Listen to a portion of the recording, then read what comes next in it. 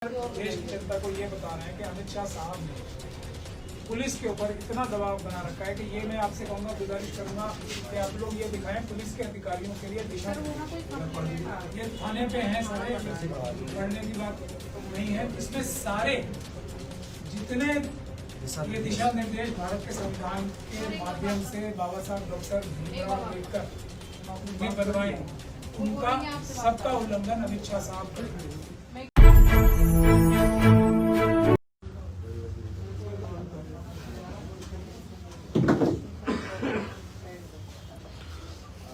जी sir, आप इधर यहाँ कई घंटे से थाने में बैठे हैं जी। डॉक्टर रितु के साथ सारे अपराध घटित करके पुलिस के अधिकारियों द्वारा सारे अपराध घटित जो किए गए हैं डॉक्टर रितु के साथ, अब यहाँ आकर इनको ये बोला जा रहा है कि अब हमने जो करना था कर लिया, अब आप जाओ। हम यहाँ पर देश की जनता को ये बता रहे हैं कि अमित शाह साहब ने पुलिस के ऊपर इतना दबाव बना रखा है कि ये मैं आपसे कहूँगा, गुजारिश करूंगा कि आप लोग ये दिखाएं पुलिस के अधिकारियों के लिए दिशा।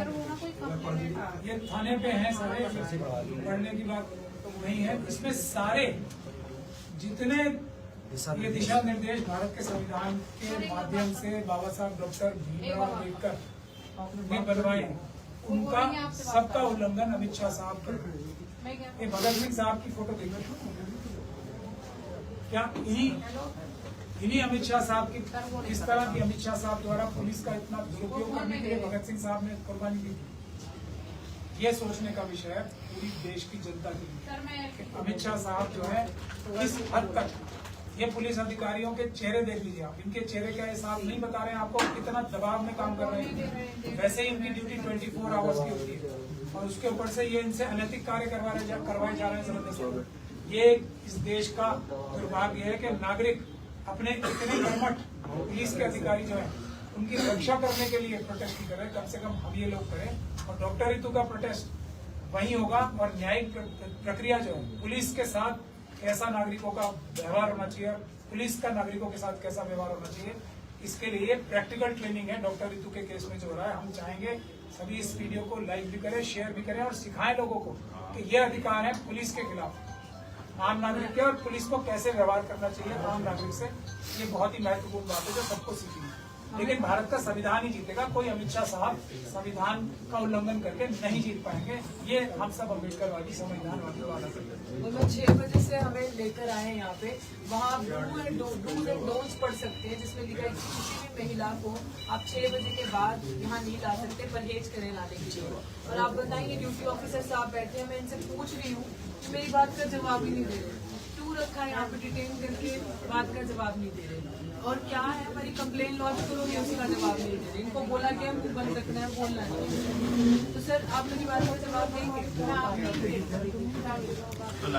वो जो आप लाया गया तो ये अपने आप थोड़ी चल गए। हम लोग तो धरना स्थल पे थे, सभी लोग लेकर आया गया बुरी तरीके से। ये देखो देखिए मैडम, ये देखो यहाँ भी है, इधर भी है। MLC भी नहीं करा रहे, देर से बोल रहे हैं। मैम आप पिछले 2-3 घंटे से आप बैठे हैं यहाँ पे, तो आपकी जो कंप्लेन है वो क्या अभी तक लॉन्च की गई है कि नहीं? नहीं की गई, नहीं की क्यों? गई।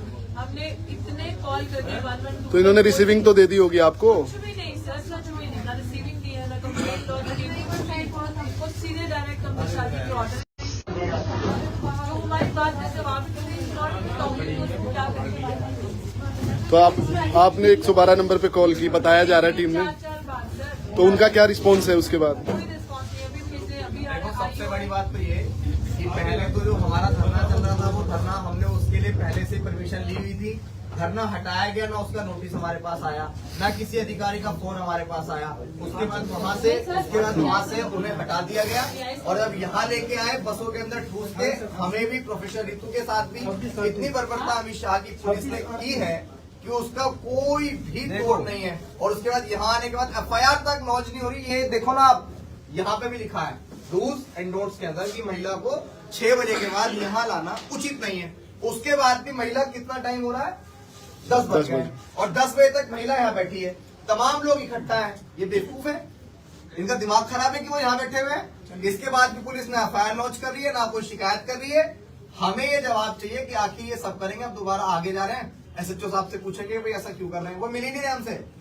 कोई भी आला अधिकारी मिलने को तैयार नहीं है, कोई ये बात बताने को तैयार नहीं है कि हमें यहाँ लाया गया है तो क्यों लाया गया है, किन दफाओं में लाया गया है, क्या हमारा जुर्म है, क्या इस देश के अंदर शोषित वंचित वर्ग की महिलाओं को अपने मान सम्मान स्वाभिमान के लिए, अपने हक अधिकारों के लिए शांतिपूर्ण धरना करने तक का भी जो है अधिकार नहीं है। क्या इस देश में लोकतंत्र खत्म हो गया है या संविधान खत्म हो गया है। एक तरफ पूरा शासन प्रशासन के लोग उस स्वर्ण महिला जातिवादी महिला को बचाने में लगे हुए हैं और हमारे परिवार की जो है बहन बेटियां हैं उनको परेशान करने में लगे हुए हैं। ये कैसे न कैसे करके चाहते हैं कि धरने को खत्म किया जाए, मगर हम सब लोग मजबूती से लगे हुए हैं और लगे रहेंगे।